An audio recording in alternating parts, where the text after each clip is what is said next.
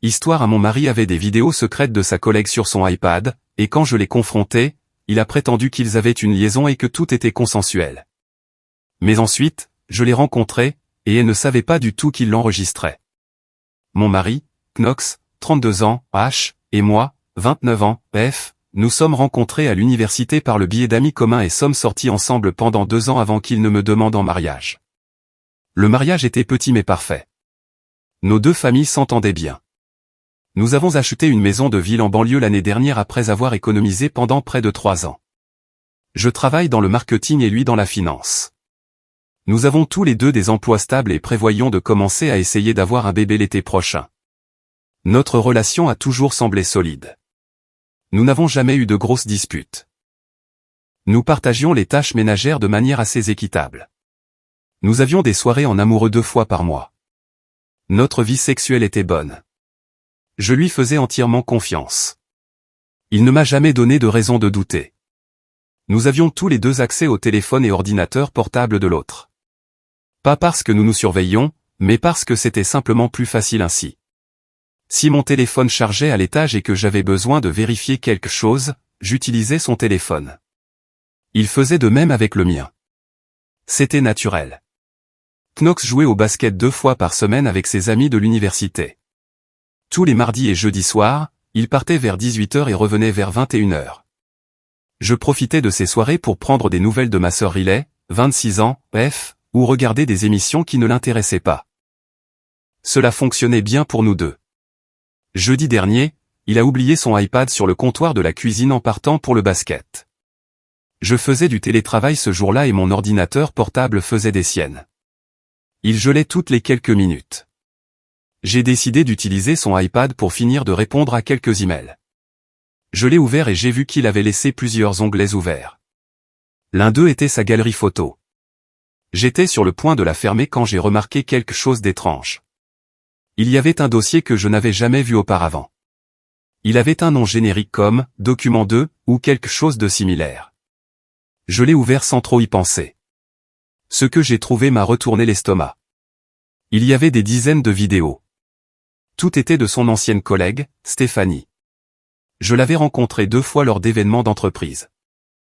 Elle avait 22 ans et avait travaillé comme assistante dans son département jusqu'à il y a environ 3 mois, date à laquelle elle est partie pour une autre entreprise. Les vidéos n'étaient pas des vidéos normales. Elles avaient toutes été prises en secret. Certaines la montraient en train de se pencher pour ramasser des dossiers sur une étagère basse. D'autres la montraient s'éloignant de la personne qui filmait. Beaucoup se concentraient sur sa poitrine lorsqu'elle se penchait au-dessus d'un bureau. Quelques-unes la montraient en train d'ajuster sa jupe ou de remettre ses chaussures. Les angles montraient clairement qu'elle ne savait pas qu'elle était enregistrée. Certaines avaient été prises dans ce qui ressemblait à une salle de pause. D'autres étaient clairement dans un bureau. L'horodatage montrait qu'elles avaient été prises sur une période d'environ 6 semaines avant qu'elle ne quitte l'entreprise. Il y avait plus, des captures d'écran enregistrées de ce qui ressemblait à ses stories Instagram. Des photos d'elle à la plage en maillot de bain, des photos d'elle dans un bar avec des amis. Son Instagram était privé, donc je ne savais pas comment il avait obtenu ces images, à moins qu'il n'ait créé un faux compte pour la suivre ou qu'elle ait accepté sa demande d'abonnement. Il n'était jamais connecté sur les réseaux sociaux pour autant que je sache. J'ai vérifié mon propre Instagram et Facebook et je n'ai trouvé aucun lien entre Knox et Stéphanie. Le pire était une série de photos qu'il a montrées assises à son bureau. Sur plusieurs d'entre elles, il y avait des taches visibles à l'arrière de son pantalon de couleur claire, près du haut de la cuisse. Les taches semblaient fraîches et humides sur certaines photos. Je me suis souvenu que Knox avait toujours aimé certaines choses au lit. Il avait mentionné il y a des années qu'il aimait l'idée de « salir » pendant les rapports sexuels. Je n'y avais jamais prêté beaucoup d'attention à l'époque, mais voir ces photos m'a fait réaliser qu'il lui avait fait quelque chose à son insu. Il avait mis quelque chose sur ses vêtements pendant qu'elle était assise ou travaillait. Cette pensée m'a donné envie de vomir. Je suis resté assise là à fixer l'écran pendant près de 20 minutes. Je ne savais pas quoi faire. J'ai pris des photos de tout avec mon téléphone. Je me suis assuré d'avoir les horodatages et le nom du dossier. Ensuite, j'ai tout fermé et remis l'iPad exactement là où il l'avait laissé. Je suis monté et me suis mis au lit même s'il n'était que 19h. J'ai tiré les couvertures sur ma tête et je suis resté là jusqu'à ce que je l'entende rentrer vers 21h15. Il est monté et m'a demandé si je me sentais bien. Je lui ai dit que j'avais mal à la tête et que j'avais pris des médicaments. Il a proposé de me faire du thé, mais j'ai refusé. Il s'est mis au lit à côté de moi et s'est endormi en quelques minutes. Je suis resté éveillé toute la nuit. Chaque fois que je fermais les yeux, je voyais ces vidéos. Je n'arrêtais pas de penser à Stéphanie, qui ne savait pas que quelqu'un l'avait filmée comme ça. Elle ne faisait que son travail. Elle était plus jeune que moi et nouvelle dans le monde du travail. Et mon mari l'avait traitée comme un objet à enregistrer et dont il collectionnait les images. Le lendemain matin, Knox est parti travailler à son heure habituelle, vers 7h30. Je me suis fait porter pâle. Je ne pouvais me concentrer sur rien. Je continuais à regarder les photos que j'avais prises sur mon téléphone. J'essayais de comprendre quoi faire ensuite. Une partie de moi voulait tout effacer et prétendre que je n'avais rien vu, mais je savais que je ne pouvais pas. Une autre partie de moi voulait le confronter immédiatement, mais j'avais peur de ce qu'il dirait. J'ai décidé que j'avais besoin d'en savoir plus d'abord. J'ai fouillé son ordinateur portable cet après-midi-là. Il m'a fallu un moment pour trouver quoi que ce soit car il avait protégé plusieurs dossiers par mot de passe, mais je connaissais ces mots de passe. Nous les avions toujours partagés. J'ai trouvé d'autres photos dans un dossier caché sur son bureau. Celle-ci était plus ancienne. Elle montrait d'autres femmes de son précédent emploi. J'ai reconnu l'une d'elles d'une fête de Noël à laquelle nous avions assisté il y a 3 ans. Elle s'appelait Diana. Elle avait été amicale et bavarde. Sur ces photos, elle était aussi prise sous des angles compromettants. L'une montrait que sa jupe était légèrement remontée pendant qu'elle était assise. Une autre montrait que sa chemise s'était légèrement entr'ouverte alors qu'elle tendait le bras pour attraper quelque chose sur une étagère haute. Il y avait au moins 40 photos d'elle. J'ai vérifié ses relevés téléphoniques en ligne. Il envoyait régulièrement des SMS à Stéphanie même après qu'elle ait quitté l'entreprise. Les messages étaient effacés de son téléphone, mais le relevé montrait des dizaines de textos échangés au cours des 3 derniers mois. Je ne pouvais pas voir ce qu'ils disaient, mais je pouvais voir qu'ils existaient. Il l'avait aussi appelé 5 fois. Chaque appel durait entre 3 et 12 minutes. Le samedi, j'avais rassemblé assez de preuves. J'ai fait des copies de tout sur une clé USB. Je me suis aussi envoyé les photos par email depuis un compte qu'il ne connaissait pas. Je devais déterminer mes prochaines étapes. Je ne pouvais pas manger. Je ne pouvais pas dormir. Knox l'a remarqué et n'arrêtait pas de demander ce qui n'allait pas. Je lui ai dit que je pensais couver quelque chose. Il a suggéré que j'aille chez le médecin, mais j'ai dit que j'attendrais encore quelques jours. Le dimanche soir, je lui ai dit que ma sœur avait besoin d'aide pour quelque chose et que j'allais rester chez elle quelques jours. En réalité, Riley ne savait encore rien. Je n'avais rien dit à personne. J'avais juste besoin d'espace pour réfléchir. Il a semblé confus mais n'a pas discuté. J'ai fait un sac et j'ai conduit jusqu'à l'appartement de Riley. Elle a ouvert la porte et a immédiatement demandé ce qui s'était passé. Je me suis effondré dès que je l'ai vue. J'avais tout gardé pour moi pendant 3 jours. Je lui ai tout raconté. Elle est restée assise la bouche ouverte. Puis elle a dit que je devais aller à la police. Je n'avais pas pensé à aller à la police. Je n'avais pensé qu'au divorce. Mais Riley avait raison. Ce que Knox a fait était illégal. Il avait enregistré Stéphanie sans son consentement. Il avait pris des photos secrètes. Il avait peut-être fait des choses à ses vêtements à son insu. Riley a dit que Stéphanie avait le droit de savoir. J'étais d'accord, mais j'étais terrifié. Et si Stéphanie ne me croyait pas? Et si elle pensait que j'étais juste une femme jalouse qui inventait des choses? Et si Knox convainquait tout le monde que je mentais? Riley a dit que cela n'avait pas d'importance. Elle a dit que j'avais des preuves. Elle a dit que Stéphanie méritait de connaître la vérité. J'ai passé cette nuit-là dans son appartement à tout revoir. Nous avons fait un plan. D'abord, je contacterai Stéphanie. Ensuite, selon sa réaction, je déciderai d'aller ou non à la police. Après cela, je contacterai un avocat spécialisé dans le divorce. Riley a dit qu'elle viendrait avec moi pour tout. Elle a dit que je n'étais pas seul. Je n'ai pas parlé à Knox depuis dimanche. Il m'a envoyé quelques SMS pour me demander quand je rentrais. J'ai donné des réponses vagues. Je lui ai dit que j'aidais Riley avec un projet et que je serais de retour dans quelques jours. Je ne sais pas comment lui faire face. Chaque fois que je pense à lui, je vois ses vidéos. Je continue de me demander ce qu'il a fait d'autre que j'ignore. Je continue de penser à toutes les fois où il rentrait du travail et agissait tout à fait normalement. Il m'embrassait pour me dire bonjour. Nous dînions ensemble. Nous regardions la télé. Et tout ce temps, il avait ses fichiers secrets cachés sur ses appareils. Je suis censé appeler Stéphanie demain. Riley m'a aidé à trouver son numéro via LinkedIn. Je n'ai aucune idée de ce que je vais dire. Je l'ai répété dans ma tête 100 fois, mais rien ne semble juste. Comment dit-on à quelqu'un que votre mari l'a filmé en secret? Comment s'excuser pour quelque chose que vous n'avez même pas fait? Je sais que je dois le faire, cependant. Elle a besoin de savoir et j'ai besoin de savoir s'il y a plus dans cette histoire qui m'échappe. Mise à jour. J'ai appelé Stéphanie le lendemain de la rédaction de mon dernier message. C'était l'un des appels les plus difficiles que j'ai jamais passés. Je lui ai dit qui j'étais et lui ai demandé si nous pouvions nous rencontrer en personne. Elle a semblé surprise mais a accepté. Nous nous sommes rencontrés dans un café près de son nouveau bureau le lendemain après-midi. Riley est venu avec moi et a attendu dans sa voiture à l'extérieur. Stéphanie est arrivée exactement à l'heure. Elle avait l'air nerveuse. Je voyais bien qu'elle n'avait aucune idée de la raison pour laquelle je voulais la rencontrer. Nous nous sommes assises et je n'ai pas perdu de temps. Je lui ai dit que j'avais trouvé des vidéos sur l'iPad de mon mari. Des vidéos d'elle prises sans sa permission. Son visage est devenu complètement blanc. Elle a demandé quel genre de vidéo. Je lui ai montré quelques-unes des moins intrusives sur mon téléphone. Juste elle en train de marcher ou d'attraper des dossiers. Rien qui ne montrait les tâches ou quoi que ce soit de trop graphique. Elle a fixé l'écran. Puis elle a mis sa main sur sa bouche. Elle a dit qu'elle n'en avait aucune idée. Elle a demandé combien il y en avait. Je lui ai dit qu'il y avait plus de 50 vidéos et photos combinées. Elle a commencé à trembler. J'ai demandé si ça allait. Elle a dit non. J'ai proposé de lui chercher de l'eau, mais elle a secoué la tête. Elle a demandé à en voir plus. Je lui en ai montré quelques autres. Elle n'arrêtait pas de dire qu'elle n'arrivait pas à y croire.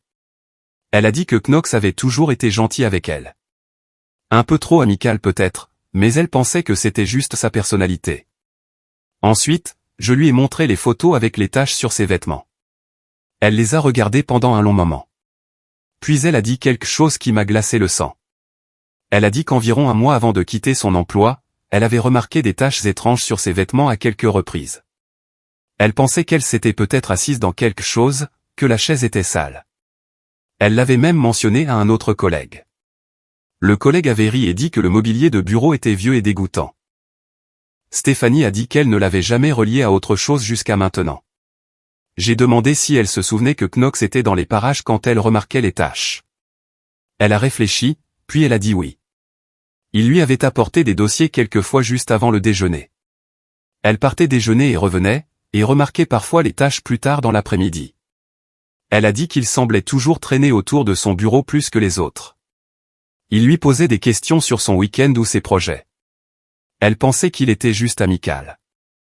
Elle a dit que quelquefois vers la fin de son temps là-bas, il lui a demandé si elle avait un petit ami. Quand elle a dit non, il a demandé pourquoi quelqu'un comme elle était célibataire. Elle a dit que cela la mettait mal à l'aise, mais elle ne voulait pas être impolie, alors elle a juste ri. Stéphanie a dit qu'elle voulait aller à la police. Je lui ai dit que je soutiendrais sa décision quelle qu'elle soit. Je lui ai donné une copie de tous les fichiers sur une clé USB. Elle l'a prise et a dit qu'elle devait d'abord parler à ses parents. Elle a demandé si Knox savait que je savais. J'ai dit non. Elle a dit que je devrais faire attention. Je lui ai dit que je logeais chez ma sœur. Elle a dit que c'était bien. Puis elle m'a remercié de lui avoir dit. Elle a dit que la plupart des épouses auraient simplement ignoré la chose ou blâmé l'autre femme. Je lui ai dit que je savais que ce n'était pas de sa faute. Nous nous sommes serrés dans les bras sur le parking avant qu'elle ne parte. 2 jours plus tard, j'ai reçu un appel d'une détective de police. Stéphanie avait déposé plainte. La détective a demandé si je pouvais venir faire une déposition. J'y suis allé le lendemain matin. J'ai apporté toutes les preuves que j'avais. La détective était une femme dans la quarantaine nommée Lisa. Elle était gentille mais directe. Elle m'a demandé de tout lui expliquer, comment j'avais trouvé les fichiers, ce qu'il montrait, ce que j'avais trouvé d'autre sur ses autres appareils. Je lui ai tout dit. Je lui ai montré les photos et les vidéos. Je lui ai donné la clé USB avec des copies de tout. Lisa a dit que ce que Knox avait fait était illégal. Elle a dit qu'enregistrer quelqu'un sans son consentement dans un endroit où il a une attente raisonnable de vie privée est un crime. Elle a dit que s'il avait mis quelque chose sur les vêtements de Stéphanie, cela pouvait être une agression. Elle a dit qu'ils allaient devoir enquêter davantage. Elle a demandé si j'étais prête à témoigner. J'ai dit oui. Elle a dit que c'était bien parce qu'en tant qu'épouse, je pouvais choisir d'invoquer le privilège conjugal, mais je n'y étais pas obligé. Je lui ai dit que je voulais que justice soit faite pour Stéphanie. Ce soir-là, j'ai envoyé un SMS à Knox pour lui dire que nous devions parler. Il a dit qu'il viendrait à l'appartement de Riley. J'ai dit non. Je lui ai dit de me retrouver à notre maison le lendemain à midi. Il a accepté. J'ai demandé à Riley de venir avec moi mais d'attendre dans la voiture. Je lui ai dit de m'appeler dans exactement 1 heure et que si je ne répondais pas, d'appeler la police. Elle a dit qu'elle le ferait. Knox était déjà à la maison quand je suis arrivé. Il était assis sur le canapé. Il s'est levé quand je suis entré. Il a essayé de me prendre dans ses bras mais j'ai reculé. Il avait l'air confus. Il a demandé ce qui se passait. Je lui ai dit de s'asseoir. Il l'a fait. Je suis resté debout. Je lui ai dit que je savais pour les vidéos. Son visage a changé immédiatement. La confusion a disparu. Pendant 1 seconde, il a semblé en colère. Puis il a eu l'air effrayé. Puis son visage est devenu complètement inexpressif. Il a demandé quelle vidéo. J'ai dit qu'il savait exactement quelle vidéo. Il a dit que je n'aurais pas dû fouiller dans ses affaires. J'ai dit que ses affaires étaient sur l'iPad partagé qu'il avait laissé dans la cuisine. Il a dit que cela ne me donnait pas le droit d'envahir sa vie privée. J'ai failli rire. Je lui ai dit qu'il n'avait aucun droit de parler de vie privée après ce qu'il avait fait à Stéphanie. Il a dit que je ne comprenais pas. J'ai dit que je comprenais parfaitement. Il l'avait enregistré sans son consentement. Il avait pris des photos inappropriées. Il l'avait peut-être agressé. Il a dit que ce n'était pas comme ça. J'ai demandé comment c'était alors. Il a dit que Stéphanie était au courant de certaines photos. Il a dit qu'il se passait un truc entre eux. J'ai demandé quel genre de truc. Il a dit qu'il flirtait. Elle savait qu'il la trouvait attirante. Il a dit que les vidéos étaient juste pour lui. Il ne les a jamais partagées. Il a dit que c'était inoffensif. J'ai demandé comment c'était inoffensif alors qu'elle ne savait pas qu'il l'enregistrait. Il a dit qu'elle aurait dû savoir. Elle s'habillait de manière provocante. Elle savait ce qu'elle faisait. J'avais la nausée en l'écoutant. Je lui ai dit que Stéphanie était déjà allée à la police. Son expression a changé à nouveau. Il s'est levé. Il a dit que j'avais fait une énorme erreur. Il a dit que si je lui avais juste parlé en premier, nous aurions pu gérer cela en privé. Il a dit que maintenant les choses allaient devenir compliquées pour tout le monde. J'ai demandé s'il me menaçait. Il a dit non. Il a dit qu'il me disait juste la réalité. Il a dit que son entreprise avait de bons avocats. Il a dit que Stéphanie ne pouvait rien prouver. Il a dit que les vidéos pouvaient être expliquées. Il a dit qu'elle était probablement juste embarrassée et cherchait de l'attention. Je lui ai dit de partir. Il a dit que c'était sa maison aussi. J'ai dit que je m'en fichais. Je lui ai dit de sortir ou j'appellerais la police immédiatement. Il a attrapé ses clés et son portefeuille sur la table. En sortant, il a dit qu'il m'aimait. Il a dit que toute cette affaire avait pris des proportions démesurées. Il a dit que nous pourrions surmonter cela si je voulais juste l'écouter. Je n'ai pas répondu. Il est parti. J'ai verrouillé la porte derrière lui. Puis je me suis assise par terre et j'ai attendu que Riley appelle. La police a fouillé notre maison la semaine suivante. Ils avaient un mandat. Knox était là avec son avocat. Je n'y étais pas. Ils ont pris sa tour d'ordinateur de son bureau. Ils ont pris 2 vieux téléphones dans un tiroir. Ils ont pris plusieurs clés USB. Knox leur avait apparemment dit où tout se trouvait. Son avocat lui avait conseillé de coopérer. La détective m'a dit plus tard qu'ils avaient trouvé plus de fichiers, plus de femmes, certaines d'il y a des années, au moins 8 femmes différentes au total. J'ai demandé le divorce le lendemain. J'ai rencontré une avocate spécialisée en droit de la famille. Elle a dit qu'étant donné l'enquête criminelle, le divorce pourrait prendre plus de temps que d'habitude. Elle a dit que Knox essaierait probablement de négocier. Elle a dit que je ne devrais plus communiquer directement avec lui. Tout devrait passer par les avocats. J'étais d'accord. Je ne lui avais pas parlé depuis le jour où je l'avais confronté. Il avait essayé de m'appeler 2 fois, mais je n'avais pas répondu. Stéphanie m'a appelé une semaine après la perquisition de la police. Elle a dit que la détective lui avait dit qu'ils avaient trouvé plus de preuves. Elle a dit qu'elle se sentait malade de savoir qu'il y avait d'autres femmes. Elle a demandé comment j'allais. Je lui ai dit la vérité. Je n'allais pas bien. Je ne dormais pas. Je mangeais à peine. Riley s'assurait que je buvais de l'eau et prenais des vitamines. Stéphanie a dit qu'elle comprenait. Elle a dit qu'elle ne dormait pas non plus. Elle a dit que ses parents voulaient qu'elle poursuive Knox au civil. Elle a dit qu'elle le ferait probablement. Mise à jour de l'affaire criminelle a avancé plus vite que je ne le pensais. L'avocat de Knox a conclu un accord avec le procureur. Il a plaidé coupable de 2 chefs d'accusation d'enregistrement illégal. Les autres charges ont été abandonnées dans le cadre de l'accord. Il a dû payer une amende de 15 000 $. L'argent est allé à une organisation de défense des victimes. Il a également dû faire 100 heures de travaux d'intérêt général. Il n'a pas eu à s'inscrire comme délinquant sexuel. Stéphanie n'était pas contente de l'accord, mais le procureur lui a dit que c'était le mieux qu'il pouvait faire sans aller au procès. Un procès aurait signifié que Stéphanie aurait dû témoigner. Le procureur a dit que ce serait traumatisant et qu'il n'y avait aucune garantie d'un meilleur résultat. J'étais soulagé que ce soit fini. Au moins cette partie. Le divorce était toujours en cours. L'avocat de Knox continuait d'essayer de retarder les choses. Il demandait document après document. Il demandait les relevés de tous nos comptes joints. Il voulait des preuves de chaque achat que j'avais fait l'année dernière.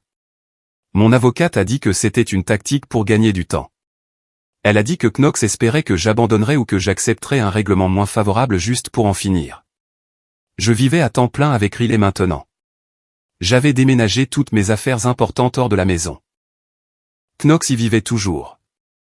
Il m'avait envoyé un SMS une fois par l'intermédiaire d'un ami commun pour demander si nous pouvions parler. Je l'ai ignoré. Mon avocate a dit de ne pas s'engager avec lui du tout. Tout devait passer par les avocats. C'était cher, mais j'avais quelques économies. Mes parents ont aussi aidé avec les frais juridiques. Ils étaient furieux quand ils ont découvert ce que Knox avait fait.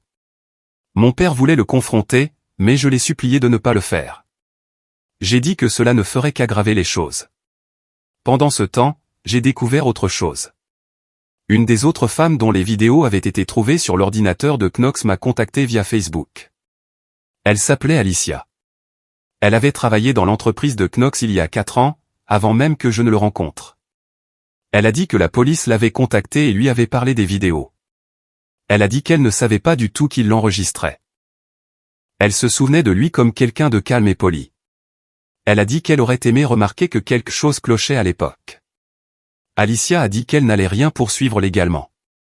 Le délai de prescription était passé pour son cas, mais elle voulait que je sache qu'elle était désolée. Je lui ai dit qu'elle n'avait pas à s'excuser. Elle a dit qu'elle se sentait coupable quand même.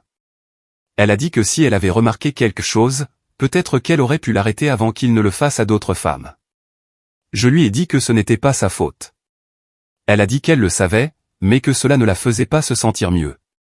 Parler à Alicia m'a fait réaliser depuis combien de temps Knox faisait cela.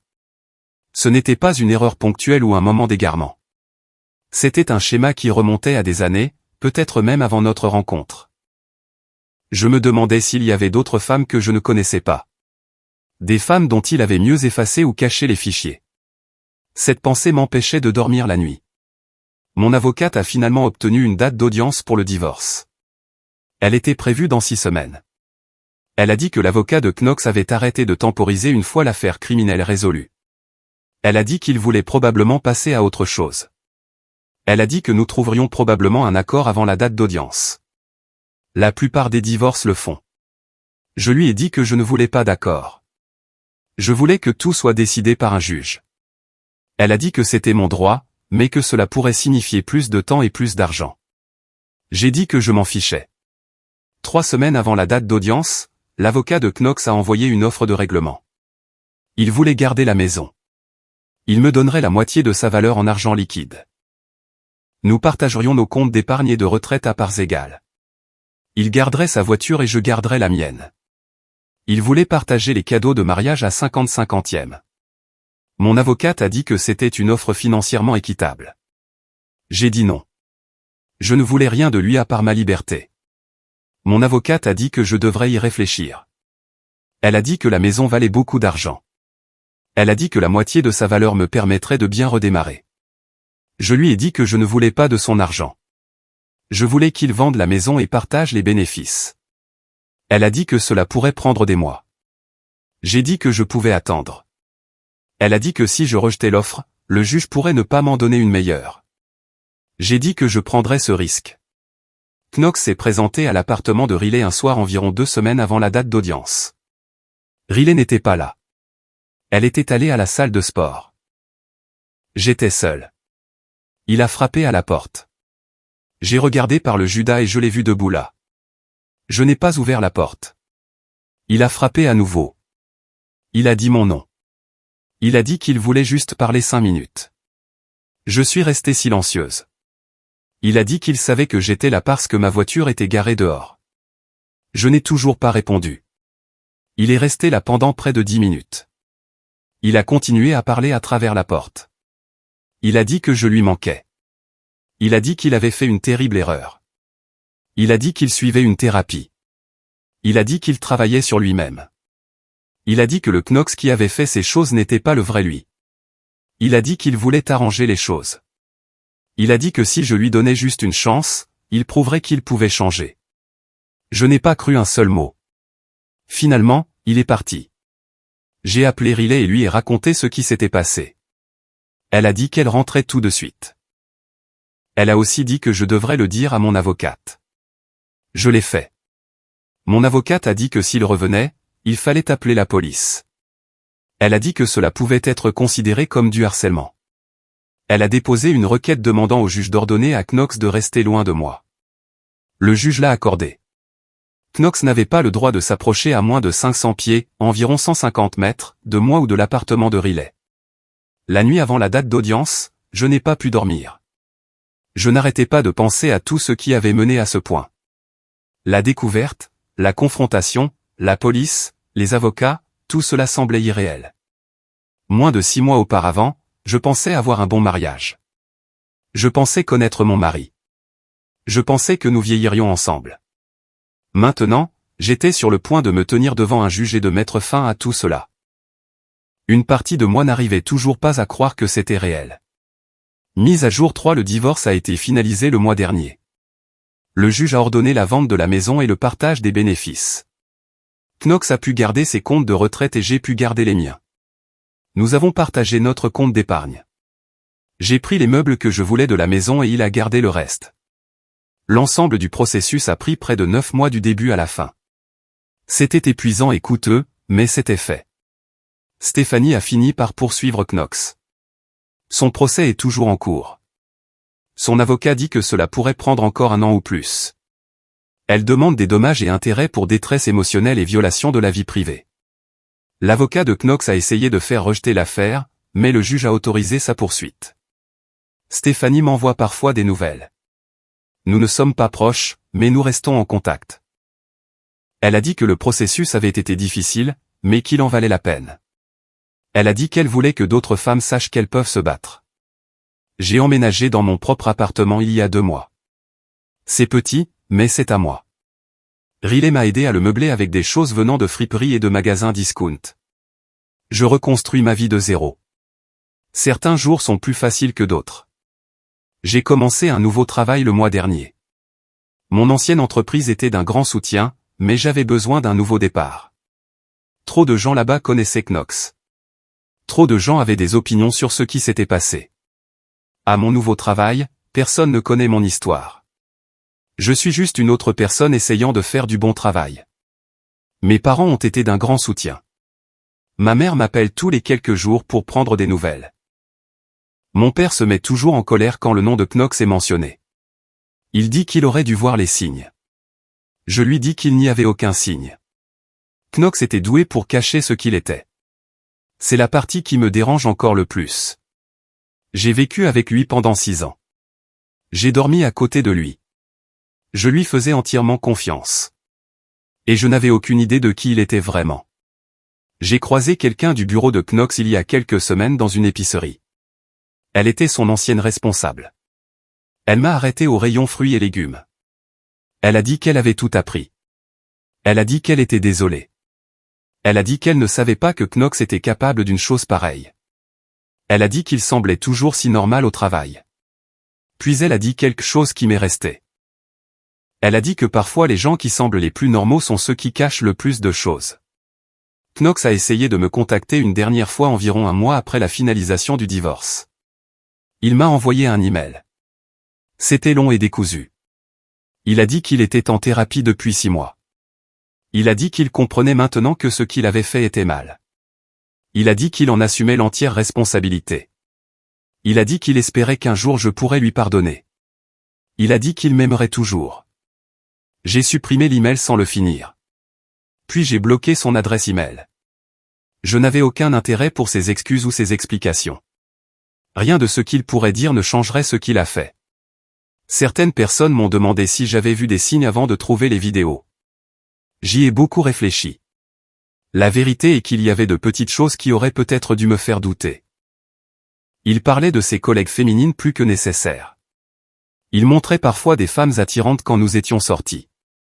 Il avait certaines préférences au lit qui semblent maintenant liées à ce qu'il faisait, mais rien de tout cela ne semblait inhabituel à l'époque. Beaucoup de gens remarquent des étrangers attirants. Beaucoup de gens ont des préférences. Je ne pensais pas que cela signifiait qu'il était capable d'enregistrer secrètement des femmes. Le plus dur a été de faire à nouveau confiance à mon propre jugement. Si j'ai pu me tromper autant sur Knox, alors comment puis-je me faire confiance pour autre chose? Riley dit que je ne devrais pas me blâmer. Elle dit que Knox était manipulateur et doué pour mentir. Elle dit que ce qu'il a fait dit tout sur lui et rien sur moi. Je sais qu'elle a raison logiquement, mais je ne le ressens pas toujours émotionnellement. Je ne suis pas intéressé par les rencontres. Plusieurs personnes me l'ont suggéré. Ils disent que la meilleure façon d'oublier quelqu'un est de rencontrer quelqu'un de nouveau, mais je n'ai aucune envie de rencontrer quelqu'un de nouveau. L'idée de faire confiance à une autre personne de cette façon m'épuise. Peut-être qu'un jour je ressentirai les choses différemment. Pour l'instant, je me concentre sur le travail et la reconstruction de ma stabilité. Stéphanie s'est fiancée le mois dernier. Elle a posté à ce sujet sur Instagram. Son profil est public maintenant. Elle a l'air heureuse sur les photos. Son fiancé a l'air gentil. Je lui ai envoyé un message de félicitations. Elle a répondu par un long merci. Elle a dit que raconter son histoire et poursuivre le procès l'avait aidé à guérir. Elle a dit qu'elle espérait que je trouve la paix, moi aussi. J'ai apprécié le message même si je ne suis pas encore sûr de ce à quoi ressemble la paix pour moi. Je vis toujours dans la même ville. J'ai pensé à déménager quelque part de complètement nouveau, mais Riley est ici. Mes parents sont ici. Mon nouveau travail est ici. Fuir ne changerait pas ce qui s'est passé. Cela signifierait simplement devoir gérer cela seul dans un endroit inconnu. Alors, je reste. Je vais au travail. Je vois Riley le week-end. Je rends visite à mes parents toutes les quelques semaines. J'essaie de construire une vie qui n'a pas de trop en forme de Knox. La maison a été vendue 3 mois après la finalisation du divorce. J'ai eu ma moitié de l'argent. Elle est sur un compte d'épargne. Je n'ai pas encore décidé quoi en faire. Une partie de moi veut l'utiliser comme un compte pour une petite maison. Une partie de moi veut l'investir et l'oublier. Une partie de moi veut tout donner et en finir avec tout ce qui est lié à Knox. J'ai le temps de décider. Les gens me demandent parfois si je regrette de l'avoir épousé. La réponse est compliquée. Je regrette qu'il se soit avéré être quelqu'un de différent de ce que je pensais. Mais je ne regrette pas les années où je pensais que nous étions heureux. Ces années ont façonné qui je suis. Elles m'ont appris ce que je veux et ce que je ne tolérerai pas. Elles m'ont appris que je suis plus forte que je ne le pensais. Alors non, je ne le regrette pas. Mais je ne le referai jamais. Passons maintenant à l'histoire suivante. Histoire 2 millions. Mère menace de ne pas assister à ma cérémonie de remise de diplôme parce que j'ai invité ma future belle-mère à mon essayage de robe de mariée, même après que maman m'ait dit de ne pas le faire. Dois-je m'inquiéter? Moi, 29 ans, F, je sors avec mon petit ami Thomas, 32 ans, H, depuis près de 5 ans maintenant. Nous nous sommes fiancés l'année dernière en octobre et avons immédiatement commencé à planifier notre mariage en décembre de cette année. J'étais plus que ravi de nos fiançailles et j'avais hâte de commencer ce nouveau chapitre de ma vie avec Thomas. Nous avons fait des progrès constants dans la planification du mariage. Nous avons bloqué le lieu, engagé un photographe, sélectionné un traiteur et finalisé la plupart des autres détails. La seule tâche majeure restante était de trouver ma robe de mariée. Pour ceux qui ne le savent pas, l'industrie du mariage connaît actuellement un retard massif en raison de tous les mariages reportés ces dernières années. Trouver un rendez-vous dans une boutique de mariage est devenu presque impossible.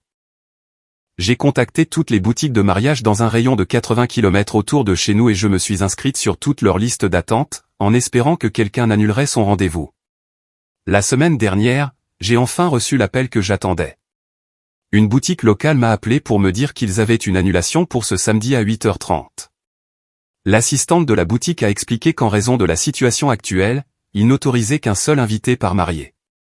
J'ai immédiatement accepté le rendez-vous sans y réfléchir à deux fois. En raccrochant le téléphone, j'ai tout de suite appelé ma mère. Maman et moi avons toujours eu une relation compliquée, mais je voulais qu'elle fasse partie de ce moment spécial. Je lui ai parlé du rendez-vous et lui ai demandé si elle viendrait avec moi. À ma grande déception, elle a refusé, disant qu'elle ne pouvait pas manquer son cours de yoga du samedi matin auquel elle assistait depuis 15 ans. Je lui ai expliqué que j'étais sur de nombreuses listes d'attente depuis des mois et que c'était le seul rendez-vous que je pouvais obtenir avant la date de notre mariage. Elle a répondu en suggérant que j'aurais dû insister davantage pour un créneau horaire différent. J'ai rappelé la boutique pour voir s'il y avait une flexibilité, mais ils ont confirmé que c'était le seul rendez-vous disponible et que mes seules options étaient de le prendre ou de retourner sur la liste d'attente. J'ai rappelé ma mère pour la mettre au courant, mais elle est restée ferme dans sa décision. Elle m'a dit que j'aurais dû connaître son emploi du temps du samedi matin depuis le temps et m'a accusé de ne pas prendre en compte ses priorités. Comme ma mère ne pouvait pas venir, j'ai décidé d'inviter la mère de Thomas, Margaret, 58 ans, F, qui a toujours été gentille et solidaire. Elle était ravie de l'invitation et a immédiatement accepté de se joindre à moi. Quand mes parents ont découvert que j'avais invité Margaret à la place, ils étaient furieux. Maman m'a traité d'ingrate et m'a accusé de l'exclure d'un moment important de ma vie. Papa l'a soutenu, disant que je montrais mon vrai visage et prouvais où se situait vraiment mes loyautés. Ils ont tous deux menacé de ne pas assister à notre mariage si je maintenais le rendez-vous avec Margaret. Cette menace m'a profondément bouleversé. Je n'ai jamais eu l'intention de blesser les sentiments de ma mère ou de l'exclure de quoi que ce soit. Je lui ai donné la première occasion de se joindre à moi et elle a refusé. Thomas et sa famille me soutiennent totalement et croient que je n'ai rien fait de mal, mais je ne peux m'empêcher de m'inquiéter de l'absence potentielle de mes parents à notre mariage. Depuis, ma mère m'envoie des messages m'accusant d'avoir délibérément choisi un moment où elle ne pouvait pas venir et affirmant que j'accorde plus de valeur à ma relation avec ma future belle-famille qu'à ma relation avec elle. Elle a même suggéré que cet incident montre comment je la traiterai pour le reste de nos vies. J'ai toujours essayé de maintenir une bonne relation avec mes parents, surtout ma mère. En grandissant, ma mère a toujours été exigeante sur la façon dont les choses devaient être faites. Si je ne répondais pas à ses attentes, il y avait des conséquences, généralement sous la forme d'un silence radio ou de commentaires acerbes sur mon caractère ou mes choix. Ce schéma s'est poursuivi dans ma vie d'adulte, et je me suis toujours retrouvé à marcher sur des œufs autour d'elle pour éviter les conflits. Quand j'ai déménagé et commencé à sortir avec Thomas il y a 5 ans, les choses ont empiré. Ma mère faisait souvent des commentaires sur le fait que j'abandonnais la famille ou que je n'appelais pas ou ne visitais pas assez. Quand Thomas m'a demandé en mariage en octobre dernier, elle a d'abord semblé heureuse, mais a vite commencé à critiquer nos plans de mariage et à insister pour que nous fassions les choses à sa manière. L'incident de l'achat de la robe de mariée n'est pas la première fois que nous nous heurtons pendant le processus de planification. Elle n'était pas d'accord avec notre choix de lieu, disant que c'était trop loin de chez elle. Elle n'aimait pas notre décision d'avoir un buffet au lieu d'un dîner assis. Elle s'est même opposée aux couleurs que nous avons choisies pour nos décorations. Chaque fois, elle faisait en sorte que j'ai l'impression d'aller délibérément contre ses souhaits pour la blesser. Elle disait aux autres membres de la famille à quel point j'étais difficile et comment je l'excluais du processus de planification.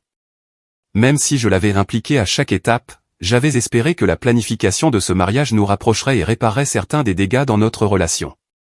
Au lieu de cela, cela semble nous éloigner davantage.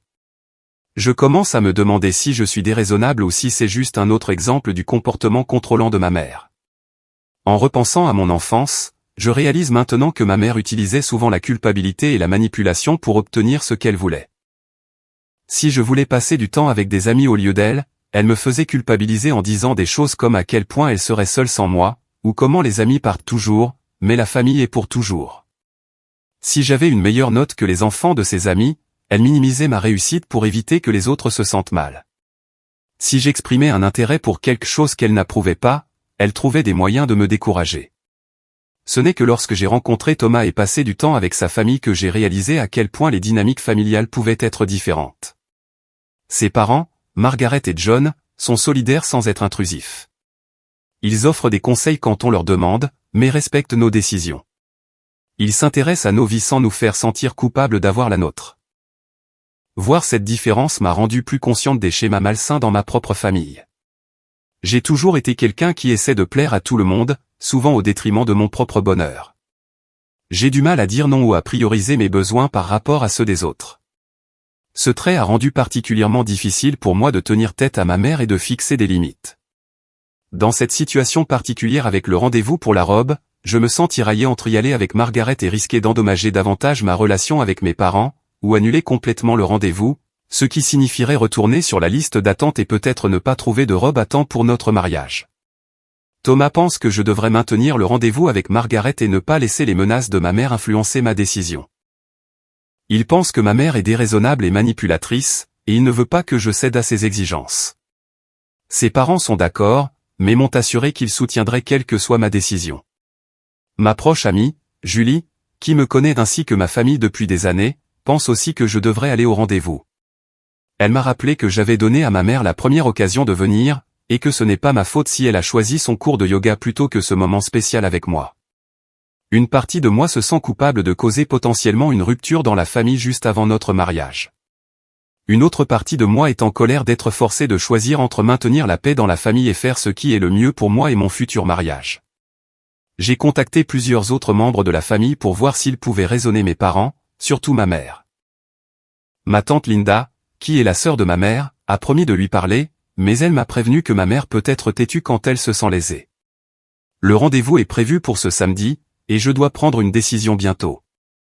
Je ne veux pas perdre cette opportunité de trouver une robe, mais je ne veux pas non plus que mes parents manquent notre mariage à cause de cela. La pression a été intense et j'ai eu du mal à dormir ces derniers jours. Thomas a été un roc à travers tout cela, me rassurant que quoi qu'il arrive, nous ferons face ensemble. Son soutien indéfectible a été une source de force pour moi pendant cette période difficile. Alors, dois-je m'inquiéter de la menace de ma mère de ne pas venir à notre mariage ? Ai-je tort de maintenir le rendez-vous avec Margaret ? Mise à jour cela fait quelques semaines depuis mon message original, et beaucoup de choses se sont passées. Je tiens à remercier tous ceux qui ont pris le temps d'offrir des conseils et de partager leurs expériences. Vos mots m'ont donné le courage de tenir bon et d'aller au rendez-vous. Le matin du rendez-vous est arrivé rapidement. Thomas nous a conduites, Margaret et moi, à la boutique, prévoyant de nous déposer et de nous reprendre après. Quand nous sommes arrivés à la boutique, j'ai été choqué de voir ma mère attendre dehors. Elle avait finalement séché son cours de yoga et se tenait là, les bras croisés. En m'approchant de l'entrée, elle s'est avancée et m'a dit qu'elle avait décidé de venir quand même, malgré tout ce que je lui avais fait subir. Elle s'est ensuite tournée vers Margaret et a suggéré qu'elle pouvait partir maintenant que la vraie mère de la mariée était présente. Elle a aussi ajouté qu'elle paierait pour n'importe quelle robe que je choisirais pour signifier son importance en tant que mère de la mariée. Avant que je puisse répondre, Thomas, qui avait garé la voiture et nous accompagnait à l'entrée, est intervenu. Il a dit poliment mais fermement à ma mère qu'elle n'était pas la bienvenue au rendez-vous après son comportement précédent et que nous n'avions pas besoin de son argent. J'étais surprise par sa franchise mais reconnaissante de son soutien. J'ai alors trouvé ma voie et dit à ma mère qu'elle avait décliné l'invitation 2 fois et m'avait causé un stress inutile. Je l'ai informé que j'essayerais des robes avec Margaret, qui n'avait été que d'un soutien sans faille tout au long de ce processus. Ma mère n'est pas partie sans se battre. Elle a élevé la voix, m'accusant d'être une fille ingrate et me prévenant que je regretterais cette décision. Thomas est resté jusqu'à ce qu'elle parte finalement, s'assurant qu'elle était partie avant de nous laisser à la boutique. La confrontation m'a laissé secouer, et j'ai versé quelques larmes avant d'entrer dans le magasin. Margaret a été incroyablement compréhensive et solidaire. Elle ne m'a pas poussé à parler de ce qui venait de se passer, mais s'est plutôt concentrée pour rendre l'expérience aussi agréable que possible. Nous avons passé les 2 heures suivantes à essayer diverses robes.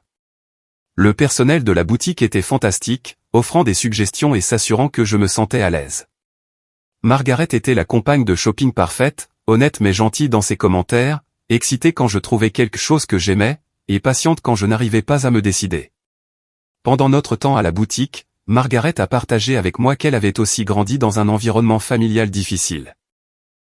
Sa mère avait été contrôlante et émotionnellement abusive, un peu comme la mienne. Elle a expliqué comment elle avait travaillé dur pour briser ce cycle avec ses propres enfants et comment elle comprenait les défis auxquels je faisais face avec ma mère. Cette révélation a créé un lien encore plus fort entre nous.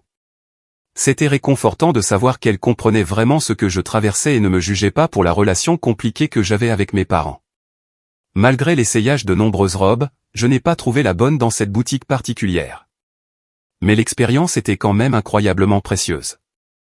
C'était la première fois que je me sentais vraiment soutenu et écouté pendant le processus de planification du mariage sans la critique constante et la culpabilisation auxquelles ma mère m'avait habitué.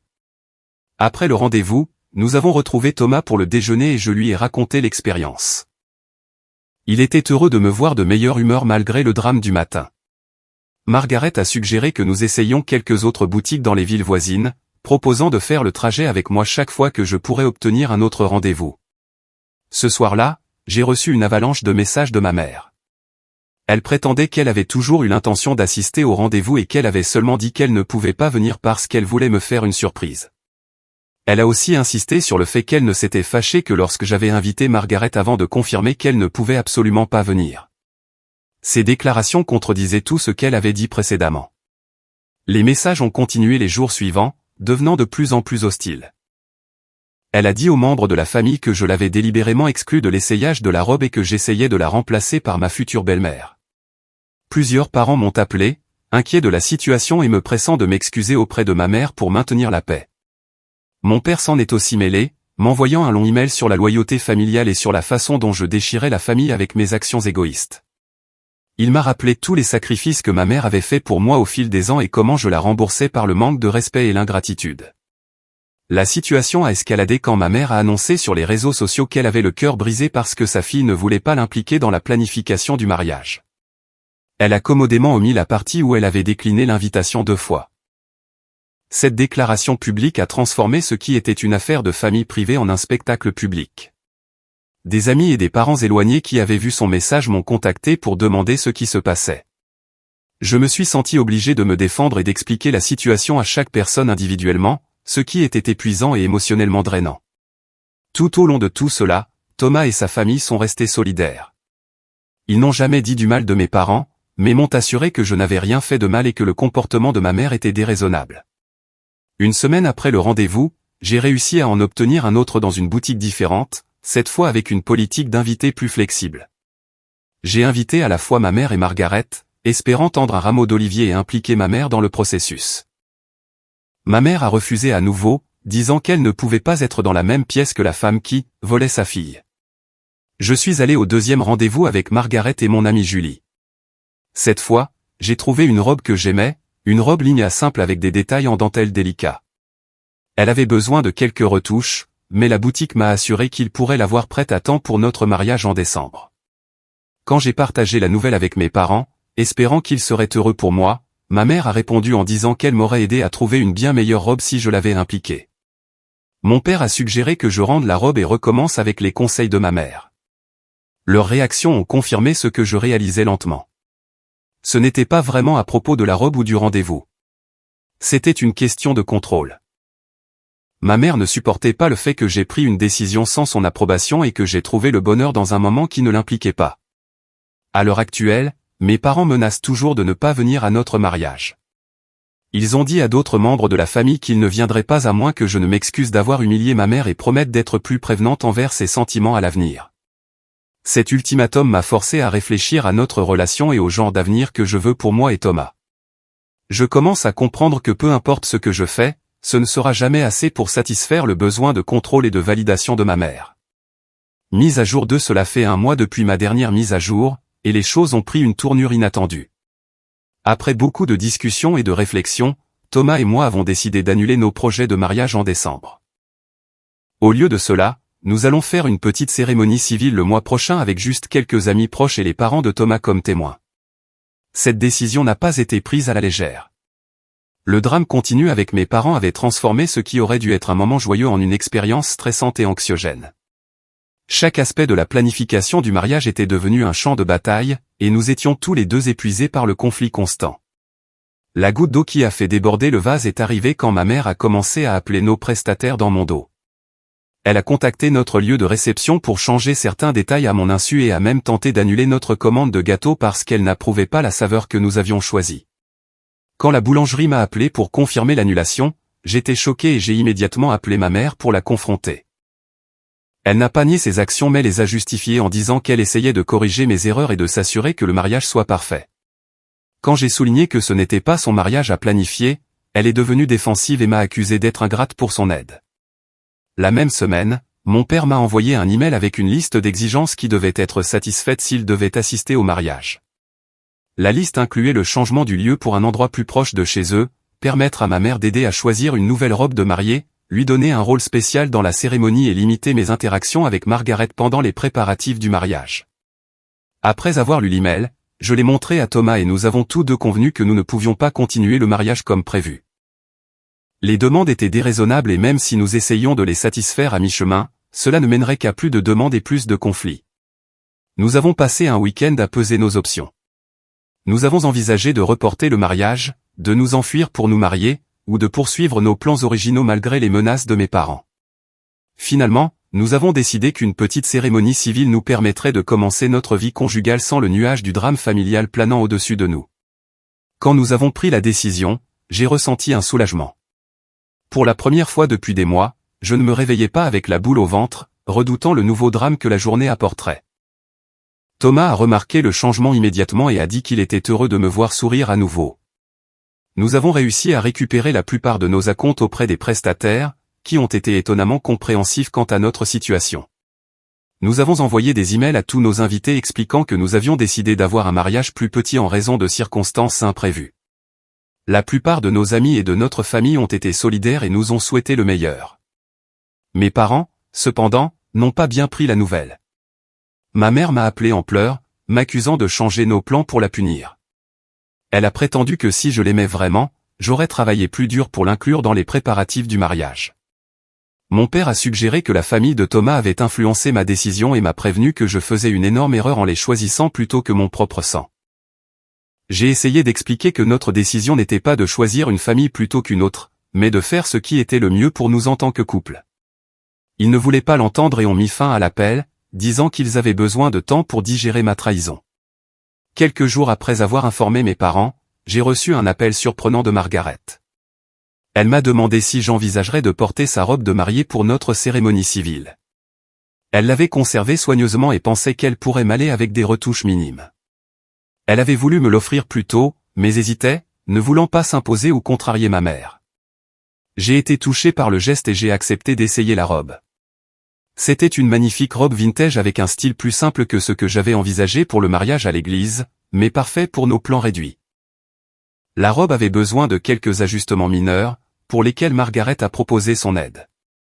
Essayer la robe de Margaret a été un moment émouvant pour nous deux. Elle a partagé des histoires sur son propre jour de mariage dans les premières années de son mariage. Elle a parlé des défis auxquels elle a été confrontée avec sa propre mère et comment elle avait travaillé pour construire une relation plus saine avec son fils. Ces idées et expériences m'ont été inestimables alors que je naviguais dans mes propres conflits familiaux. Pendant ce temps, ma mère avait commencé à dire à tous ceux qui voulaient l'entendre que j'avais annulé le mariage parce que j'avais des doutes sur le fait d'épouser Thomas.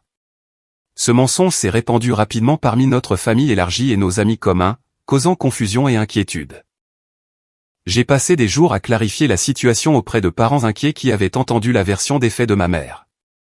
Certains membres de la famille ont cru son histoire sans poser de questions, tandis que d'autres m'ont contacté en privé pour exprimer leur soutien. Ma cousine Rachel, qui avait toujours été proche de moi, a partagé qu'elle avait vécu un comportement de contrôle similaire de la part de ma mère quand elle s'est mariée il y a 5 ans. Entendre son histoire m'a fait réaliser que ce n'était pas juste à propos de moi ou de mon mariage. Cela faisait partie d'un schéma plus large. Alors que la date de notre cérémonie civile approche, je me concentre sur les aspects positifs de notre décision. Nous économisons de l'argent, évitons un stress inutile et commençons notre mariage d'une manière qui nous semble juste. Thomas a été mon rock tout au long de cette épreuve. Ne me mettant jamais la pression d'une manière ou d'une autre, mais soutenant quelle que soit la décision que je jugeais la meilleure. J'espère toujours qu'un jour mes parents, surtout ma mère, comprendront qu'il ne s'agissait pas de les exclure, mais de protéger notre paix et notre bonheur. D'ici là, nous allons de l'avant avec nos plans et attendons avec impatience notre avenir ensemble. Mise à jour 3. Cela fait 3 mois que Thomas et moi nous sommes mariés lors d'une petite cérémonie civile à la mairie. Malgré tout le drame qui y a conduit, la journée elle-même était parfaite dans sa simplicité. Je portais la robe de mariée retouchée de Margaret, qui m'allait magnifiquement et semblait faite pour moi. Thomas ne pouvait s'arrêter de sourire quand il m'a vu, et ce moment a fait que tout ce que nous avions traversé en valait la peine.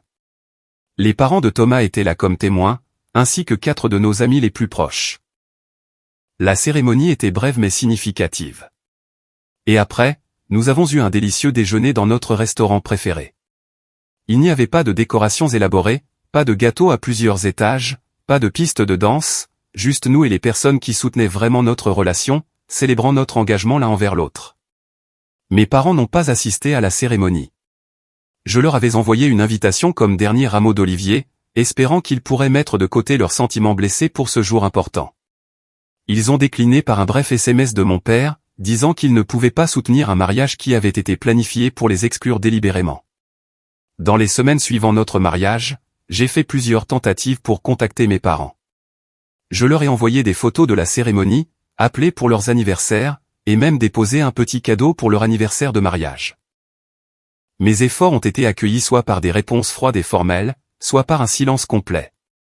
Environ un mois après le mariage, j'ai reçu un long email de ma mère. Elle y décrivait toutes les façons dont je l'avais blessée tout au long du processus de planification du mariage et au-delà.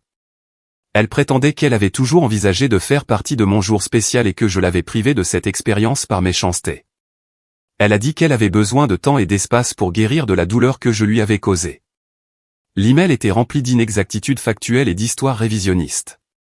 Elle se dépeignait comme la victime qui avait tout essayé pour être impliquée dans mes plans de mariage, oubliant commodément les fois où elle avait décliné mes invitations ou fait des demandes déraisonnables. Après avoir lu l'email, j'ai réalisé que ma mère n'allait jamais reconnaître son rôle dans le conflit. Dans son esprit, elle était la partie lésée et rien de ce que je pourrais dire ou faire ne changerait cette perception. Cette réalisation était à la fois douloureuse et libératrice. Cela faisait mal de savoir que ma propre mère ne pouvait pas voir au-delà de son besoin de contrôle et d'être le centre de l'attention, mais cela me libérait aussi de la responsabilité d'essayer de réparer une relation qu'elle n'avait aucun intérêt à réparer. Thomas et moi avons eu une longue conversation sur la façon d'aller de l'avant.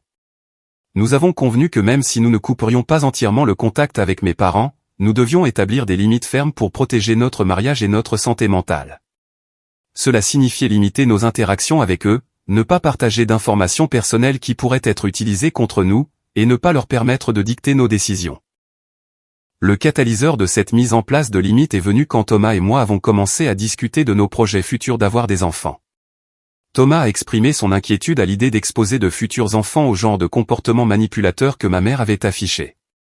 J'ai réalisé que je ressentais la même chose.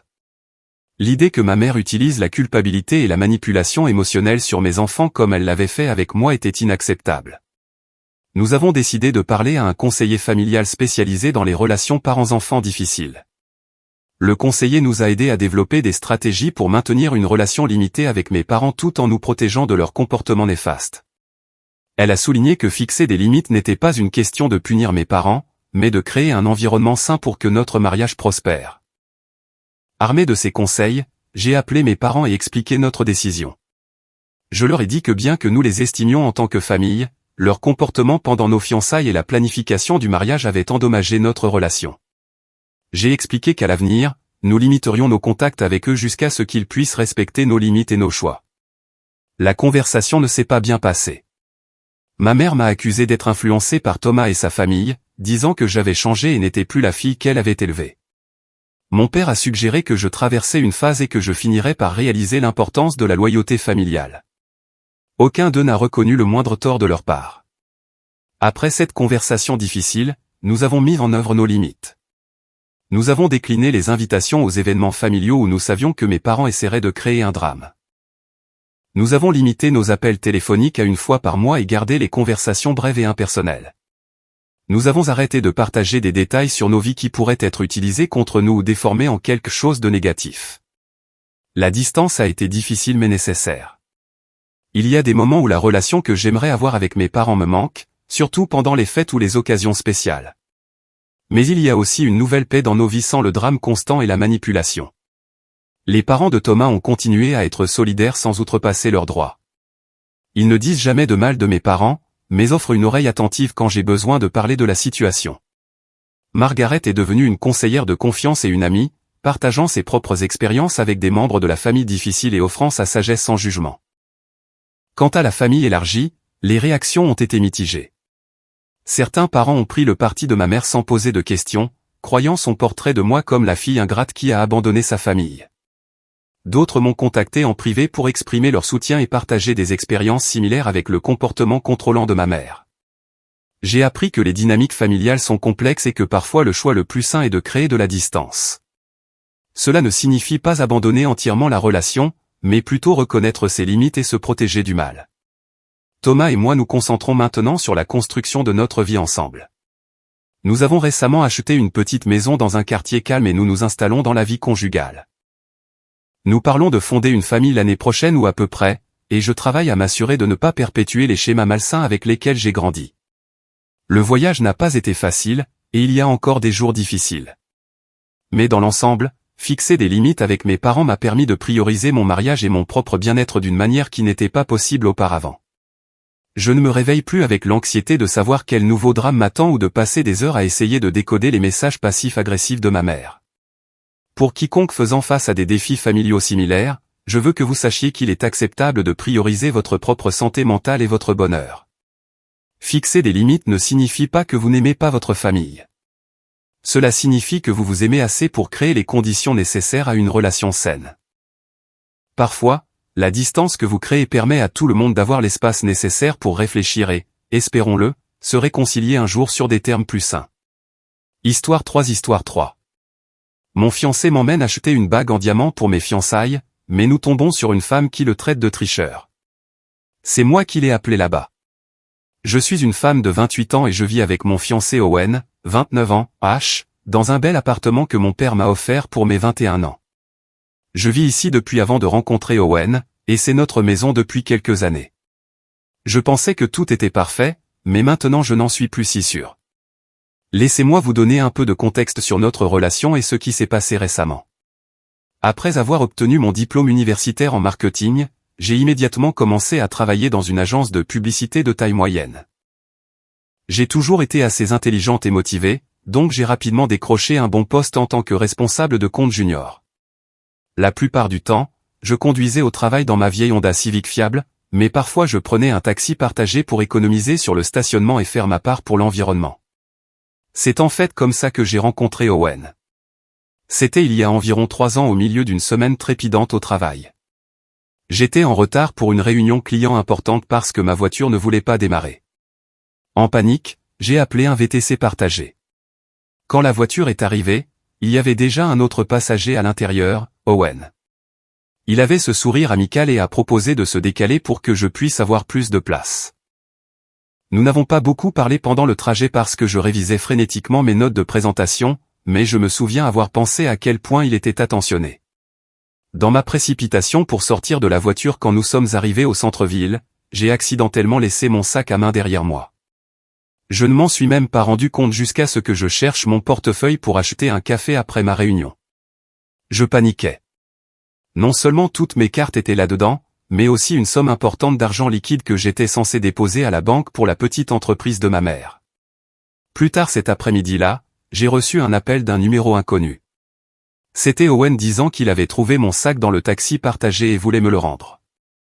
J'étais tellement soulagé que j'aurais pu pleurer. Nous avons convenu de nous retrouver dans un café près de mon bureau après le travail. Quand j'ai vu Owen entrer avec mon sac, j'ai ressenti une vague de gratitude. Il aurait pu facilement garder l'argent. Il y avait près de $2000 en espèces, mais il ne l'a pas fait. Nous avons fini par parler pendant des heures autour d'un café.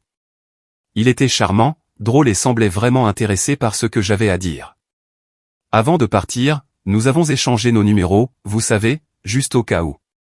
Après cela, Owen et moi n'arrêtions pas de nous croiser dans les endroits les plus étranges. Il y a eu la fois où je l'ai croisé au marché fermier en achetant mon stock hebdomadaire d'avocats. Ensuite, je l'ai vu dans ma librairie préférée, parcourant la même section de poésie obscure que j'aime. Nous nous sommes même retrouvés à la même projection de films indépendants dans un théâtre local. Chaque fois, cela ressemblait à une coïncidence si délicieuse. Owen a plaisanté en disant que ce devait être le destin et j'avoue que cela semblait un peu magique. Nous avons commencé à sortir ensemble en tant qu'amis, déjeunant dans des food trucks originaux ou visitant des expositions d'art local ensemble. Je me surprenais à attendre nos rencontres avec impatience, me demandant quand je le croiserais à nouveau. Au fil du temps, notre amitié s'est transformée en quelque chose de plus. Je me suis retrouvé à partager des choses avec Owen que je n'avais jamais dites à personne d'autre, mes rêves, mes peurs, mes histoires d'enfance stupides. Il était toujours là pour écouter, offrir des conseils ou simplement me faire rire quand j'en avais besoin. Pour mon 26e anniversaire, Owen m'a surprise avec ce geste incroyablement romantique. Il m'a envoyé un SMS le matin me demandant de le retrouver au parc où nous avions eu notre première vraie conversation après l'incident du sac à main. Quand je suis arrivé, je n'en croyais pas mes yeux. Il avait organisé un pique-nique avec tous mes plats préférés, des rouleaux de thon épicés dont je raffolais aux truffes au chocolat auxquels je ne peux jamais résister. Il y avait des guirlandes lumineuses accrochées dans les arbres, scintillant doucement alors que le soleil commençait à se coucher. Alors que nous étions assis là à profiter de la nourriture et de la belle soirée, Owen a sorti une petite boîte en velours. Mon cœur s'est mis à battre la chamade, pensant que cela pourrait être une bague, mais à l'intérieur se trouvait un délicat bracelet en argent. Il avait une petite breloque qui disait « Destin », un rappel de sa blague sur nos rencontres continuelles. Owen m'a pris la main et m'a dit qu'il était tombé amoureux de moi. Il a dit que dès le moment où il m'avait vu me précipiter dans ce taxi partagé, il savait qu'il y avait quelque chose de spécial chez moi. Il m'a demandé si je voulais être sa petite amie pour faire de nos rencontres inattendues une partie permanente de nos deux vies. C'était si doux et attentionné. J'ai dit oui sans hésitation. Le mois suivant, Owen a emménagé dans mon appartement avec moi. Cela semblait être une progression si naturelle. Nous sommes tombés dans une routine confortable, préparant le dîner ensemble, regardant nos émissions préférées en boucle et transformant mon espace en notre maison. J'ai présenté Owen à ma famille peu de temps après son emménagement. J'étais un peu nerveuse parce que ma famille peut être assez protectrice, surtout mon père. Ils étaient un peu prudents au début, posant à Owen toutes sortes de questions sur son travail, il travaille dans l'informatique, sa famille et ses intentions avec moi. Mais Owen a géré tout cela avec grâce et charme. Il les a conquis avec son esprit et son affection évidente pour moi. Ma mère l'aimait particulièrement. Elle disait toujours quel bon parti il était et quelle chance j'avais d'avoir trouvé un homme aussi merveilleux. Les choses allaient très bien entre nous. Owen m'a demandé en mariage il y a quelques mois avec un beau discours sur la façon dont j'avais changé sa vie et comment il voulait passer le reste de la sienne à me rendre aussi heureuse que je l'avais rendue. Nous planifions notre fête de fiançailles prévue pour le mois prochain. Mes parents sont ravis. Je me sens un peu triste pour Owen car il n'a pas de famille et est orphelin. Mais je lui dis toujours que nous sommes sa famille maintenant. Hier, nous sommes allés regarder des bagues en diamant. J'étais tellement excité de choisir quelque chose de spécial, un symbole de notre amour et de notre engagement. Nous sommes allés dans cette bijouterie chic du centre-ville, le genre avec des tapis moelleux et du champagne pour les clients. Nous regardions différents styles, et je venais d'essayer ce magnifique solitaire qui prenait la lumière magnifiquement. J'admirais son allure sur ma main quand une jeune femme est entrée dans le magasin. Elle avait l'air d'avoir environ notre âge, peut-être 29 ans, avec de longs cheveux bruns et un sac à main de créateur. Dès qu'elle a vu Owen, son visage est devenu blanc. Puis elle a commencé à crier. Elle a appelé Owen, David, et a dit qu'il était un menteur et un tricheur. Elle m'a dit de faire attention, qu'il arnaque les jeunes femmes riches. Selon elle, il exprime son amour, leur fait croire toutes sortes de choses, puis disparaît sans laisser de traces, les laissant le cœur brisé et souvent ruiné financièrement. J'étais choqué.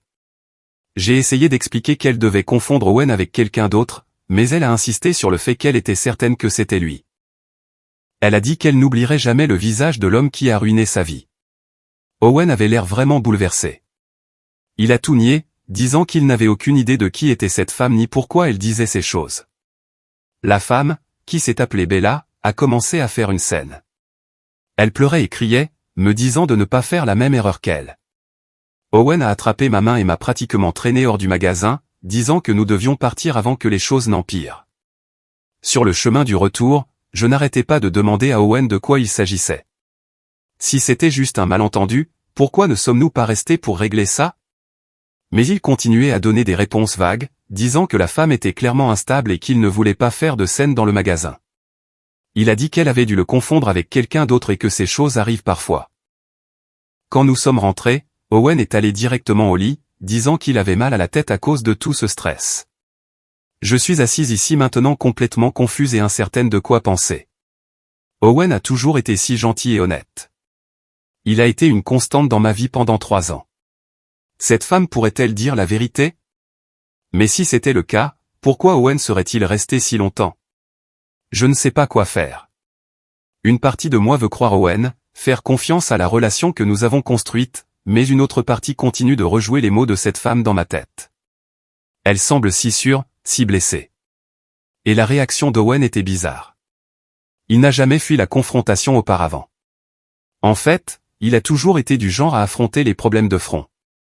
Je suis déchiré entre ma confiance en Owen et ce doute tenace qui s'est insinué. Dois-je confronter Owen à nouveau? Essayer de trouver cette femme et obtenir plus d'informations, ou est-ce que je réfléchis trop à toute cette affaire? Est-ce que quelqu'un d'autre a déjà vécu quelque chose comme ça? Tout conseil serait apprécié. J'ai l'impression de devenir folle, doutant de l'homme que je pensais si bien connaître. Mise à jour cela fait 1 semaine depuis l'incident à la bijouterie, et j'ai l'impression de vivre dans une réalité complètement différente. Tout a changé, et j'essaie encore de tout assimiler. J'ai promis de vous tenir au courant, alors voilà. Le comportement d'Owen a radicalement changé depuis ce jour-là. Il est devenu incroyablement paranoïaque, me surveillant constamment et suivant ce que je fais. Il m'appelle plusieurs fois par jour quand je suis au travail, ce qu'il n'a jamais fait auparavant.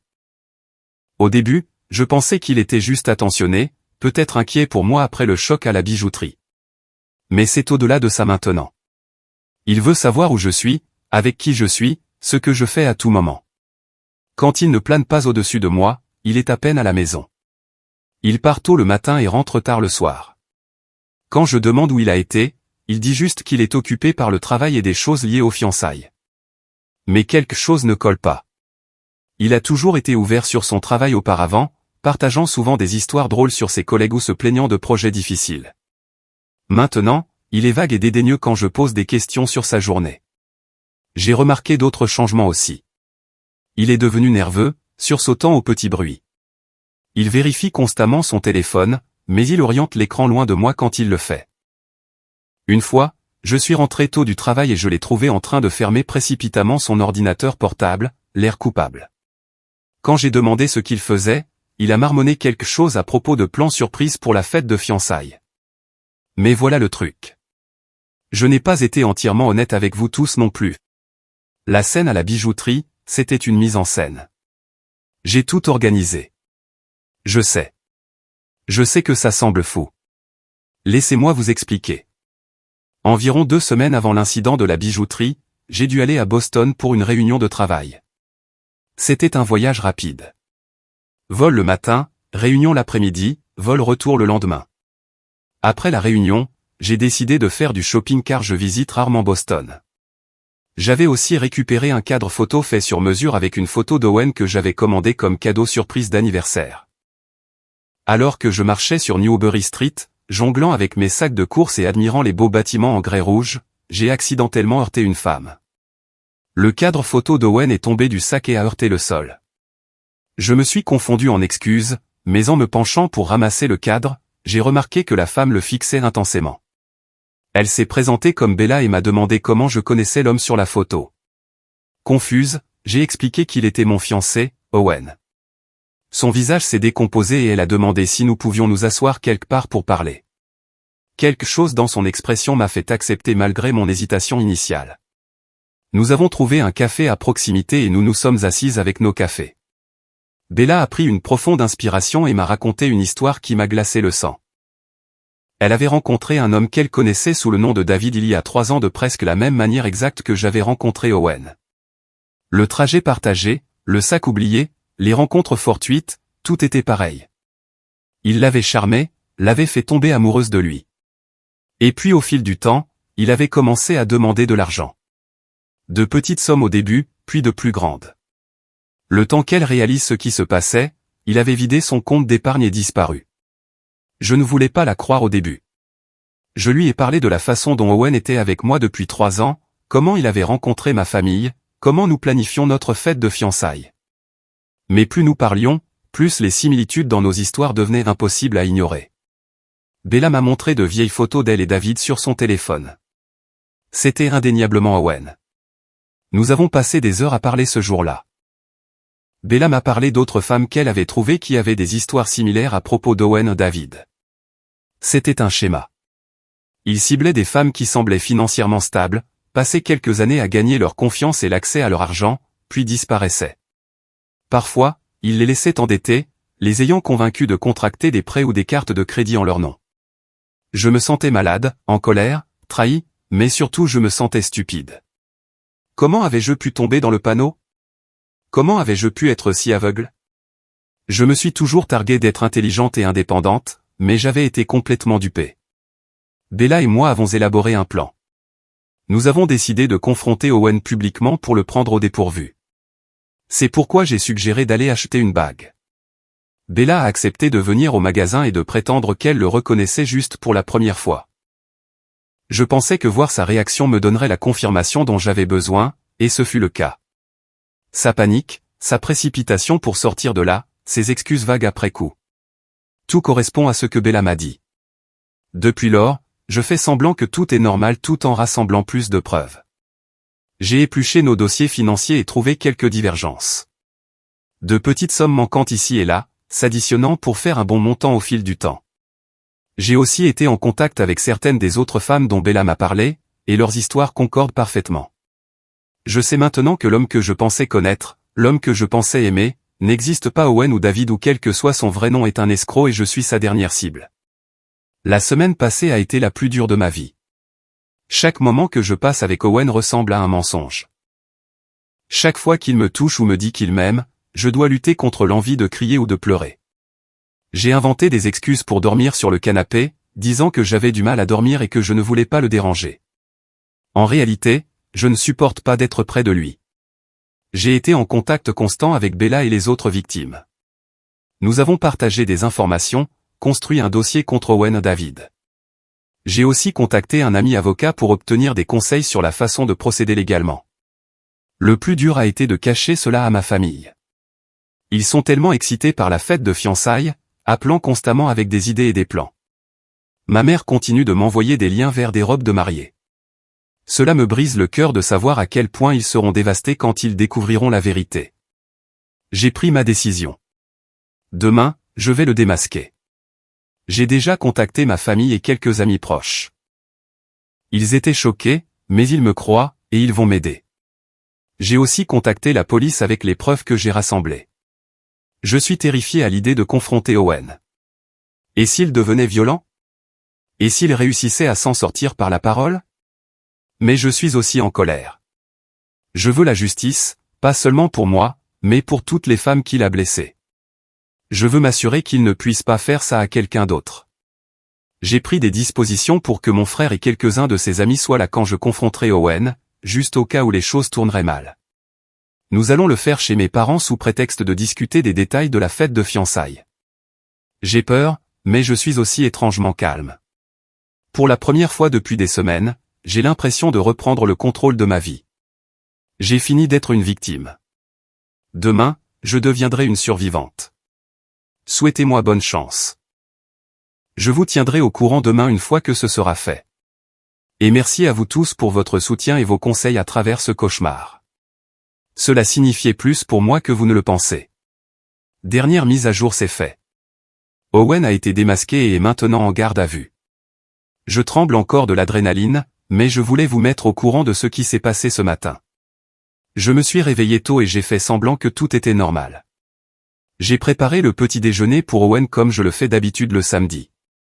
Des pancakes avec des baies fraîches, ses préférés. Il semblait un peu sur les nerfs, probablement encore paranoïaque à cause de l'incident de la bijouterie, mais il ne se doutait de rien. Je lui ai dit que mes parents voulaient que nous venions pour discuter de certains détails de la fête de fiançailles. Il avait l'air mal à l'aise, mais a accepté. Nous sommes arrivés chez mes parents vers midi. Ma mère nous a accueillis avec un sourire forcé. Je voyais bien que cela la tuait d'agir normalement. Mon père ne pouvait même pas regarder Owen dans les yeux. Nous nous sommes tous assis dans le salon, la tension était évidente. C'est à ce moment-là que Bella est entrée depuis la cuisine. Le visage d'Owen est devenu pâle. Il a commencé à bafouiller, essayant d'inventer des excuses, mais je l'ai coupé. Je lui ai dit que je savais tout sur sa véritable identité, sur les autres femmes, sur l'argent qu'il siphonnait lentement de mes comptes. Pendant que je parlais, d'autres personnes ont commencé à arriver, d'autres victimes avec lesquelles Bella m'avait mis en contact, mes amis qui étaient là pour me soutenir, et enfin deux policiers que j'avais contactés plus tôt. Owen a essayé de s'enfuir, mais mon frère et ses amis ont bloqué la porte. L'expression sur le visage d'Owen quand il a réalisé qu'il était coincé, je ne l'oublierai jamais. C'était comme voir un masque tomber, révélant l'étranger en dessous. Il a essayé de s'en sortir en parlant, inventant une histoire comme quoi il était piégé, disant qu'il m'aimait et ne me ferait jamais de mal. Mais ces mots sont tombés à plat. Nous avions trop de preuves, trop de témoins. Les policiers lui ont lu ses droits et l'ont mis en état d'arrestation. Alors qu'il le menottait, Owen m'a regardé avec ce mélange de colère et de quelque chose qui ressemblait presque à du respect. Il a dit, « Je t'ai sous-estimé ». Ce furent les derniers mots qu'il m'a dit avant qu'il ne l'emmène. Après le départ d'Owen, nous nous sommes tous assis dans le salon de mes parents, sous le choc. Bella m'a serré dans ses bras et m'a remercié de l'avoir cru. Les autres victimes ont partagé leurs histoires, et nous avons réalisé toute l'étendue des arnaques d'Owen. Il faisait cela depuis près d'une décennie, passant de ville en ville, changeant de nom à chaque fois. La police a pris les dépositions de tout le monde. Ils ont dit qu'avec toutes les preuves que nous avons rassemblées, plus le témoignage de multiples victimes, Owen fera probablement face à de graves accusations. Ils enquêtent également pour voir s'il a des complices ou s'il est recherché pour des crimes similaires dans d'autres États. Mes parents étaient dévastés. Ma mère ne pouvait s'arrêter de pleurer, disant qu'elle aurait dû voir clair en lui. Mon père était en colère à la fois contre Owen et contre lui-même pour ne pas m'avoir mieux protégé. J'ai essayé de les rassurer en disant que ce n'était pas de leur faute, qu'Owen avait dupé tout le monde. Je suis encore en train de tout assimiler. Une partie de moi est soulagée que ce soit fini, mais une autre partie est dévastée. J'ai passé 3 ans de ma vie avec cet homme. Je pensais le connaître. Je pensais que nous avions un avenir ensemble. Découvrir que tout n'était qu'un mensonge. Il va falloir beaucoup de temps pour accepter cela. Les jours suivants ont été un flou d'interrogatoires de police, de discussions avec des avocats et de conversations en larmes avec des amis et la famille. J'ai dû éplucher tous nos comptes joints, essayant de tracer où l'argent était parti. Il s'avère qu'Owen transférait lentement des fonds vers des comptes offshore. Les avocats disent que nous pourrions être en mesure d'en récupérer une partie, mais pas tout. Ma famille et mes amis ont été incroyablement solidaires. Ils m'aident à changer les serrures, fermer tous les comptes auxquels Owen avait accès, et essentiellement l'effacer de ma vie. Bella et certaines des autres victimes ont suggéré de créer un groupe de soutien. Je pense que je pourrais accepter cette offre. Le plus dur a été de gérer les retombées émotionnelles. Certains jours, je suis en colère contre Owen, contre moi-même d'avoir été si crédule. D'autres jours, je suis juste triste, pleurant la relation que je pensais avoir. J'ai commencé à voir un thérapeute pour m'aider à traverser tout ça. Je sais que j'ai un long chemin devant moi. Il y aura des procédures judiciaires à gérer, et je travaille toujours à reconstruire ma sécurité financière, mais je me sens aussi plus forte que jamais. J'ai affronté ma pire peur, que la personne que j'aimais ne soit pas celle que je pensais, et je m'en suis sorti. À tous ceux qui lisent ceci et qui pourraient être dans une situation similaire, faites confiance à votre instinct. Si quelque chose semble clocher, enquêtez. N'ayez pas peur de poser des questions ou de demander de l'aide. Et rappelez-vous, ce n'est pas votre faute. Les escrocs comme Owen sont des experts en manipulation. La honte est sur eux, pas sur nous. Merci à vous tous pour votre soutien tout au long de cette situation folle. Vos commentaires et messages ont signifié plus pour moi que vous ne le savez. Je ferai une nouvelle mise à jour s'il y a des développements majeurs avec l'affaire, mais pour l'instant, je vais me concentrer sur la guérison et aller de l'avant. Santé au nouveau départ et à l'apprentissage de la confiance à nouveau.